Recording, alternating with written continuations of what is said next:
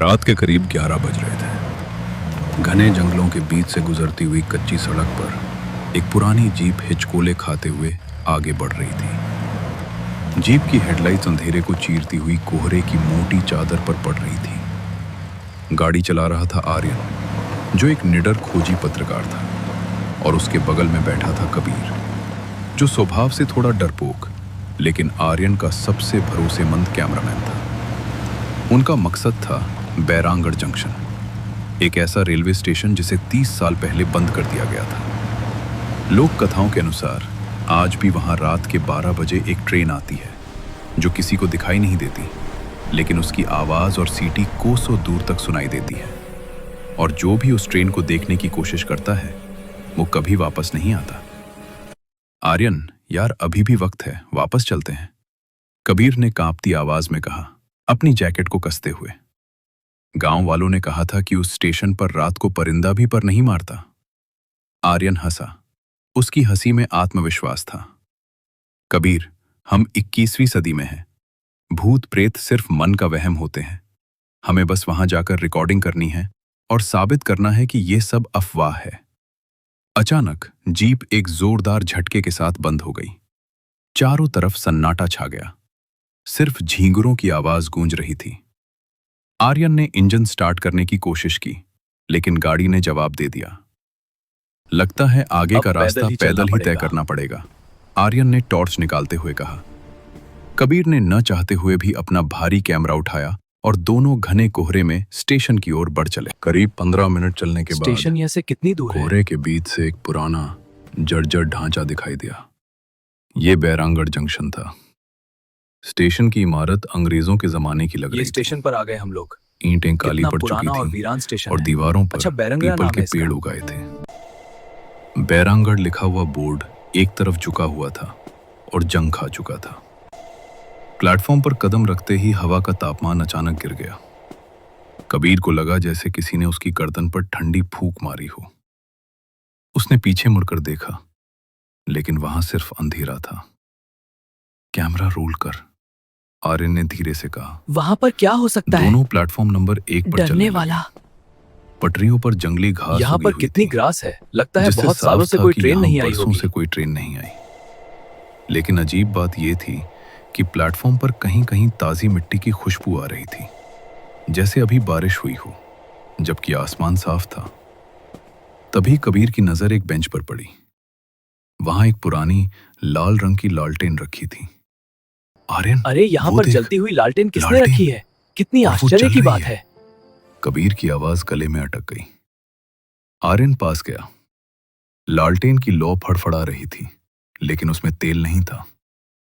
अजीब है, आर्यन बुदबुदाया। लेकिन यह लालटेन बिना तेल के ये कैसे जल रही है? देखो तो इसको। उसने जैसे ही उसे छूने के लिए हाथ दूर बढ़ाया, हटो, इस लालटेन से कुछ लालटेन अनहोनी बुझ न हो गई। जाए।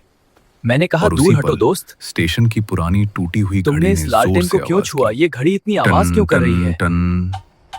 रात के 12 बज चुके थे। गर्दी की आवाज थमते ही पटरियों से एक कंपन महसूस होने लगा।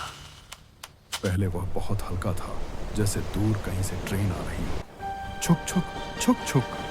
कबीर का मुझे तो चेहरा बहुत डर सफेद लग रहा पट है। जांच गया। आर्यन, ट्रेन की आवाज। इतना भी मत डरो, लेकिन मैं यहाँ हूँ पटरियों पर तुम्हारे तो साथ। पेड़दास तुम हो केवल गए। रिकॉर्डिंग पर ध्यान आर्यन दो, ने ठीक अपना है दोस्त? रिकॉर्डर जैसा ऑन तुम किया। कहो।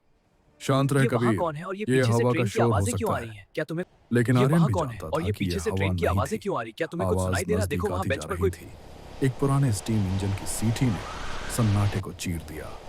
कू। अचानक प्लेटफॉर्म पर धुएं का गुब्बार छा गया। उस धुएं के बीच से उन्हें एक आकृति दिखाई दी। वह एक औरत थी। उसने लाल रंग की साड़ी पहन रखी थी, जो किसी दुल्हन के जोधे जैसी लग रही थी।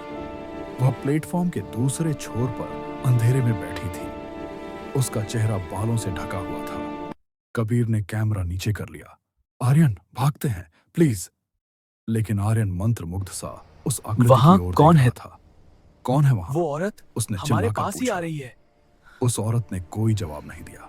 वह धीरे इस से औरत उठी। के पैर हवा में उसके क्यों हैं? पैरों में और ये घुंघरू औरत नहीं हवा थे। में ही चल रही है। फिर कितनी भी अजीब उसके बात है। चलने पर छन छन की आवाज आ रही थी। वह पटरियों की ओर नहीं, बल्कि उनकी तरफ बरआख रही थी। उसकी चाल बहुत धीमी थी, लेकिन ऐसा लग रहा था जैसे वह जमीन पर तैर रही हो। जैसे जैसे वह पास आ रही थी, हवा में सड़े हुए फूलों की बदबू फैलने लगी। आर्यन ने अपनी टॉर्च उस पर मारी। रोशनी पड़ रहते ही वह रुक गई। अब वह उनके काफी करीब थी। उसके कपड़े जगह जगह से फटे हुए थे और उस लाल साधी पर गहरे काले धब्बे थे, खून के पुराने धब्बे। उसने धीरे धीरे अपना सिर उठाया। कबीर की चीख निकल गई। उस औरत का चेहरा वह सामान्य नहीं था। उसकी बाईं आंख की जगह सिर्फ एक गहरा गड्ढा था और उसका जबड़ा एक तरफ लटका हुआ था, जैसे किसी भयानक एक्सीडेंट में टूट गया हो। लेकिन उसकी दूसरी आंख वह अंगारे की तरह जल रही थी और सीधे आर्यन को देख रही थी। ये औरत मुझे क्यों देख रही है? मेरी ट्रेन। उसकी आवाज ऐसी थी जैसे सूखी पत्तियों को कुचला जा रहा हो। क्या मेरी ट्रेन आ गई? क्या मेरी ट्रेन आ गई? आर्यन पीछे हटा। उसका निडरता का नकाब अब उतर चुका था। नहीं नहीं, जी, यहाँ पर कोई यहाँ ट्रेन नहीं आती है। झूठ! वह औरत चिल्लाई। उसकी आवाज इतनी तेज थी कि स्टेशन की खिड़कियों के कांच टूटकर गिर पड़े। उसने कहा था वो आएगा, इसी ट्रेन से मुझे ले जाने। अचानक स्टेशन पर एक अदृश्य ट्रेन के रुकने की जोरदार आवाज आई। लोहे से लोहा बंदकने की आवाज ने आर्यन और कबीर के कानों को सुन कर दिया। हवा का दबाव इतना बढ़ गया कि दोनों जमीन पर गिर पड़े थे। उस भूतनी ने अपना हाथ हवा में उठाया, जैसे वह किसी अदृश्य दरवाजे को खोल रही हो। देखो, उसने कहा, ट्रेन आ गई, तुम भी चलो मेरे साथ। उस समय स्टेशन का माहौल पूरी तरह बदल गया। आर्यन को लगा जैसे वह वर्तमान में नहीं बल्कि 1980 के दशक में पहुंच गया हो। उसे प्लेटफॉर्म पर धुंधली परछाइयां दिखाई देने लगी। भीड़, डैच, कुली, यात्री, लेकिन उन सब के चेहरे धुंधले थे। तभी उसने देखा कि वह औरत पटरियों की तरफ बढ़ रही है। सामने से एक भूतिया ट्रेन जो सिर्फ काले धुएं और लाल रोशनी से बनी थी, उसकी तरफ आ रही थी। वह औरत मुद्दी और कबीर की तरफ लपकी। उसका हाथ कबीर के गले तक पहुंच गया। उसका स्पर्श बर्फ से भी ज्यादा ठंडा था। तुम्हें भी जाना होगा बाराती बनकर? वह खिलखिलाकर हंसी। उसकी हंसी में इतना दर्द और पागलपन था कि आर्यन का दिल दहल गया। कबीर का दम घुटने लगा था। आर्यन को समझ नहीं आ रहा था कि वह क्या करे।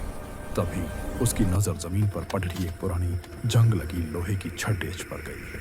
उसने उसे उठाया और पूरी ताकत से उस भूतनी की तरफ नहीं बल्कि उस पुरानी गद्दी की तरफ फेंका जो अभी भी टन्न टन्न कर रही थी। छड़ेज लगते ही गद्दी का कांच टूट गया और उसका पेंडुलम रुक गया।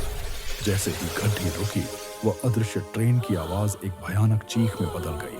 वह औरत जिसने कबीर को पकड़ता हुआ था दर्द से चिल्लाई। उसका शरीर धुएं की तरह बिखरने लगा। मैं इंतजार करूंगी, उसकी आवाज हवा में गूंजी। हमेशा इंतजार करूंगी। धुआं छंटने लगा। कबीर खांसते हुए जमीन पर गिर पड़ा था। वह लाल साधी वाली औरत गायब हो चुकी थी। प्लेटफॉर्म पर फिर से वही सन्नाटा छा गया था। दोनों ने पीछे मुड़कर नहीं देखा। वे पागलों की तरह जंगल के रास्ते जीप की तरफ दौड़े। जैसे ही वे जीप के पास पहुंचे, आर्यन ने चाबी घुमाई। चमत्कारिक रूप से जीप एक बार में ही स्टार्ट हो गई। उन्होंने एक्सीलेटर दबाया और वहां से उतनी तेज निकले जितनी तेज वे जा सकते थे। कबीर, जीप को तेज से चला, करीब जल्दी। 10 किलोमीटर दूर जाने के बाद जब उन्हें हाईवे की लाइट्स क्या था, दिखी, गंभीर? तब जाकर उनकी गैस सांस में में कुछ सांस आई। इंतकाल हुआ कि नहीं? गाड़ी रोककर दोनों ने एक दूसरे को देखा। कबीर की गर्दन पर उंगलियों के नीले निशान थे। यह कोई सपना नहीं था। रिकॉर्डिंग। कबीर ने हाँफते हुए कहा, आर्यन, क्या कैमरा ऑन था? आर्यन ने कांपते हाथों से कैमरा चेक किया। स्क्रीन पर सिर्फ स्टैटिक झिलमिलाहट थी, लेकिन ऑडियो रिकॉर्डिंग में स्पष्ट आवाज। अगली ट्रेन 30 साल बाद आएगी। तुम दोनों का टिकट कंफर्म है।